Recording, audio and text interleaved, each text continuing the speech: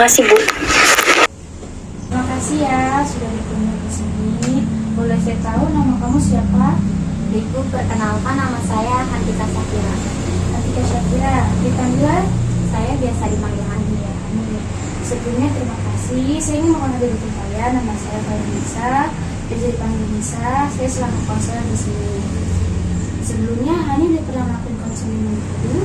Belum sih Bu. Begitu, kalau begitu saya jelaskan dulu ya apa itu konseling individu. Konseling individu merupakan kegiatan yang dilakukan dengan beberapa hal. Di antaranya ada beberapa azas, yaitu pertama akses kemanusiaan, yaitu segala informasi ataupun data yang disampaikan oleh kami akan disimpan sebaik mungkin dan tidak diketahui oleh orang lain. Kemudian ada asas kekinian, yaitu di mana semua hal yang ingin disampaikan ini yaitu sifatnya yang sekarang. Ini apakah sudah siap untuk melakukan konseling? Sudah Bu. Oke. Apa yang kamu lakukan saat ini? Saya merasa belakangan ini saya banyak tuntutan dan juga banyak beban di rumah Bu. Berarti ini sekarang bisa banyak tuntutan dan banyak beban di rumah. Ketika hanya merasakan banyak tuntutan, apa yang Hani rasakan? Saya rasa saya dikekang dan juga saya tidak bisa menyampaikan apa yang saya ingin sampaikan gitu ya. Pada saat Hani merasa dikekang, apa yang Hani lakukan? Saya rasanya ingin berteriak dan memberontak Bu.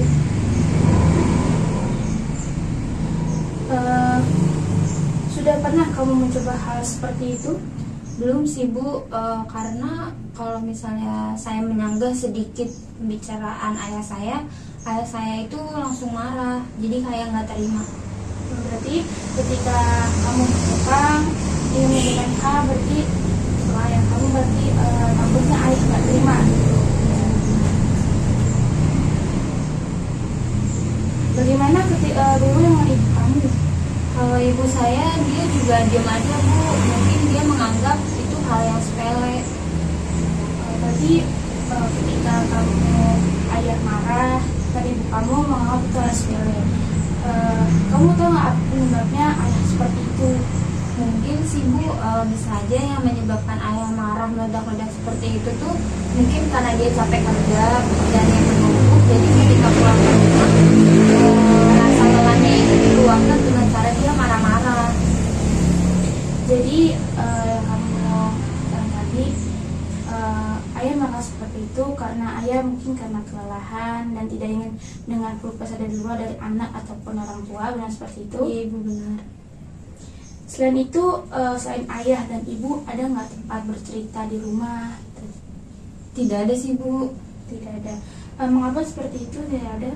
Karena saya tidak ingin aja gitu Bu membagi beban atau pikiran saya kepada orang lain. Jadi di rumah kamu hanya bercerita dengan orang sendiri. Iya Bu. Kalau di tempat lain, seperti teman atau saudara, Nggak ada juga sih Bu. tidak ada. Mengapa seperti itu? Karena kita ini di keluarga, saya dan ibu, saya kan anak tunggal Bu. Memang kalau di rumah itu kayak nggak ada yang pernah untuk berbagi cerita satu sama lain. Jadi untuk sekarang ini apa yang belakangan ini saya coba untuk memendam sendiri aja. Lalu kamu bilang tadi untuk belakangan ini sering memendam sendiri. Apakah kamu ingin berbagi cerita dengan teman-teman lain atau saudara kamu? Tidak Bu, tidak ingin. Mengapa seperti itu? Saya rasa saya juga lebih baik memendam sendiri. Yang seperti saya katakan tadi, saya tidak ingin membagi pikiran beban saya kepada orang lain. Sudah berapa lama kamu melakukan seperti ini? Untuk lamanya sih belakangan ini sepertinya 2 tahun Bu. Berarti selama 2 tahun kamu mendam rasa ini sendiri? Iya Bu, benar.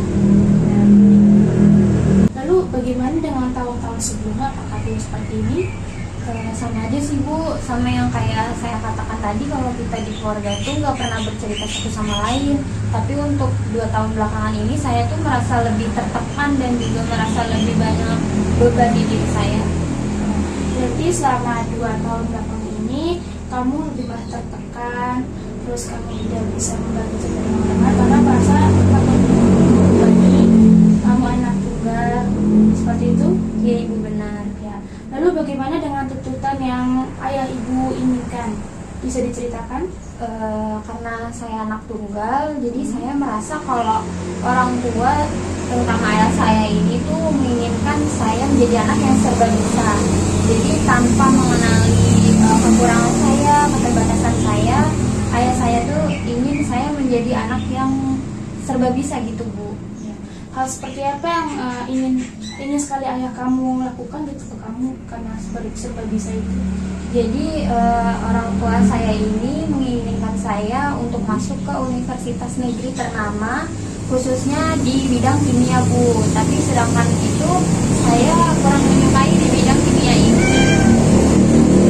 Berarti orang tua kamu menginginkan kamu untuk masuk ke universitas negeri ternama dengan jurusan kimia, tapi kamu tidak menyukai dunia sains. Apa kamu begitu? Iya Ibu, benar. Lalu hal apa yang kamu senangi? Saya lebih menyukai ke bidang fashion Bu. Apakah sebelumnya kamu sudah mencoba untuk mendalami tentang kimia dan sains tersebut? Sudah Ibu, saya sudah mencoba memahami dan mempelajari di bidang kimia itu. Tapi ya hasilnya selalu buruk. Berarti selain pada dunia sains, ada pelajaran lain yang kamu sukai, nggak kamu sukai? Selain sains sih pasti bersangkutan sama sains gitu ya Bu, apalagi yang bersangkutan dengan hitung-hitungan, saya merasa saya kurang bisa di situ. Contohnya kayak matematika, fisika, biologi, dan juga kimia ini Bu. Berarti kamu tidak menyukai hal yang berbau sains, matematika, dan hitung-hitungan seperti itu ya? Lalu apa yang kamu senangi? Saya lebih menyukai ya, kayak bidang fashion gitu ya, tapi tidak dengan pelajaran. Sebenarnya kamu udah pernah berdiskusi belum kepada ibu dan ayah dan ibu seperti ibu, saya tidak menyukai sains, saya menyukai fashion. Sudah Bu, saya sudah pernah dan bahkan sudah beberapa kali saya mencoba menyampaikan kalau saya tidak suka dengan sains dan juga saya ingin masuk ke bidang fashion gitu. Tapi kedua orang tua saya ini marah dan menolak keinginan saya. Lalu ketika kamu berbicara seperti itu, reaksi ibu kamu seperti apa? Mereka tetap menginginkan saya untuk masuk ke sains kimia itu Bu. Yang kamu katakan tadi, ketika kamu marah, kamu melempar barang. Ketika kamu melempar barang, apakah membuat diri kamu lebih tenang? Iya Bu, benar, menjadi lebih tenang. Karena saya ibaratkan dengan melempar barang itu seperti emosi yang saya hempaskan Bu. Terlebih lagi ketika barang yang saya lempar itu rusak, jadi kayak benar-benar emosi dan amarah saya terluapkan Bu. Apakah efektif dengan cara itu? Saya rasa cara ini menjadi lebih efektif sih Bu, karena saya bisa meluapkan rasa marah saya. Jadi kamu merasa ketika kamu marah melempar barang, kamu merasa itu efektif. Tapi adakah hal yang membuat rugi dari kamu dalam melempar barang? Ini Bu, ada seperti yang saya katakan tadi, ketika saya melempar barang itu saya juga ada kerugian. Ya pasti barang saya kan menjadi rusak gitu. Makanya untuk sekarang ini saya sedang mencoba untuk memberhentikan kebiasaan itu.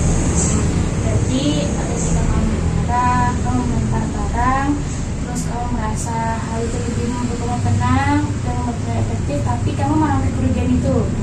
Nah, selanjutnya nanti kamu ingin caranya untuk menghilangkan kebiasaan tersebut. Oke, berarti untuk pertemuan selanjutnya kita boleh bahas ya tentang gimana cara kamu memutuskan hak kebiasaan tersebut. Baik, ini setelah yang tadi kamu sampaikan, kamu mau membayarkan sosok ayah dan ayah, tapi tadi menghadirkan ayah di sini. Mau Bu, boleh. Jadi di sini ada namanya Teki Kusikoso. Di sini Hani bebas menceritakan atau semua yang dipikiran Hani tentang ayah gitu. Karena di sini mengandung atas kerahasiaan dan tidak diketahui kecuali hanya dengan saya. Selanjutnya saya akan jelaskan sedikit apa itu teknik kursi kosong. Baik, saya jelaskan terlebih dahulu apa itu teknik kursi kosong. Teknik kursi kosong yaitu jika klien merasa sungkan atau tidak bisa memberikannya perasaan kepada seseorang. Jadi kalau di sini Hani nggak bisa menyampaikan perasaan kepada ayah, jadi Hani membayangkan muka ayah, postur tubuh ayah, dan baju yang sering ayah pakai. Kemudian kursi yang digunakan yaitu kursi saya. Nanti saya akan berdiri di sisi Hani, lalu Hani bebas melakukan komunikasi apapun. Setelah itu Hani melakukan sedalam-dalamnya, seluas-luasnya untuk apa yang ingin Hani sampaikan dan Hani ungkapkan. Gimana? Sudah jelas? Jelas, Bu. Baik, Hani, apakah sudah jelas? Sudah siap? Sudah, Bu, jelas. Saya pindah ke sini ya, Mas Hani.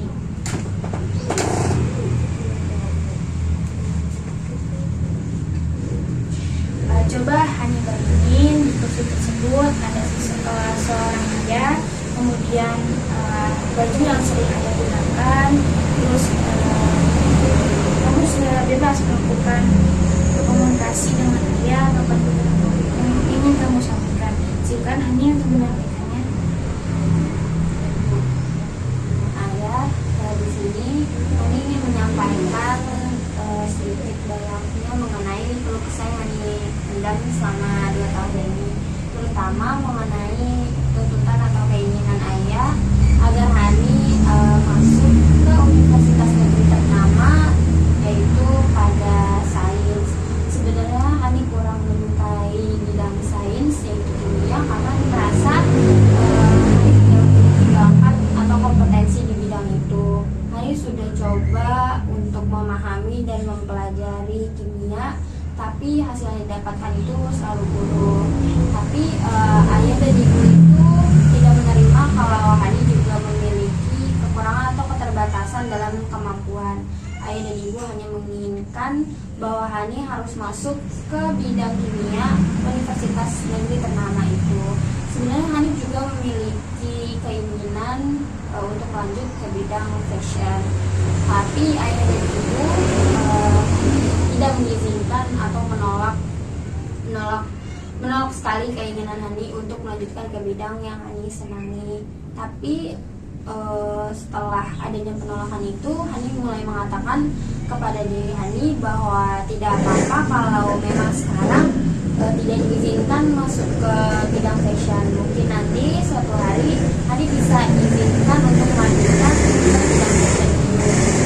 Jadi Hani ingin menyampaikan juga kepada ayah dan ibu kalau Hani sebenarnya merasa tidak memiliki bakat atau kompetensi di bidang kimia itu.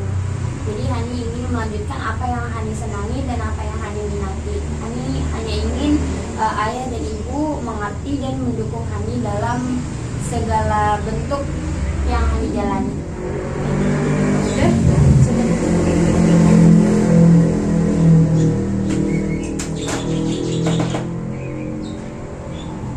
Oke, Hani, setelah melakukan teknik kursi kosong tadi, apa yang Hani rasakan? Setelah itu apa? Sudah merasa lega? Sudah merasa terluapkan semuanya? Sudah, Bu, saya sudah merasa lega dan merasa terluapkan perasaan saya. Setelah melakukan teknik kursi kosong ini, apakah kamu ingin berniat untuk berbicara langsung kepada ayah? Sepertinya tidak sih, Bu.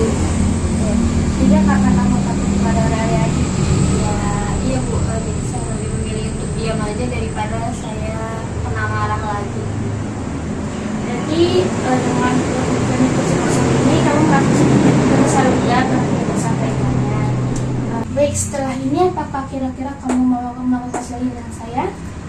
Mau, Ibu, kalau mungkin memang ada permasalahan yang saya alami lagi, saya mau. Oke, saya kasih waktu seminggu ya untuk kamu mencoba berkomunikasi lagi dengan dia. Apakah kamu mau dengan waktu sedia? Mau, Bu, jika ayah saya mau juga memberikan ruang saya untuk berbicara dan bercerita padanya. Oke, apakah ada hal lain yang kamu sampaikan? Menurut saya sudah cukup, Bu. Oke, Baik, jika seperti itu, kita akhiri saja konseling pada hari ini. Sebelumnya saya terima kasih sudah dipercayai untuk tempat kamu bercerita dan menyimpan semua yang kamu rasakan. Oke, saya akhiri. Wassalamualaikum warahmatullahi wabarakatuh. Terima kasih, Bu.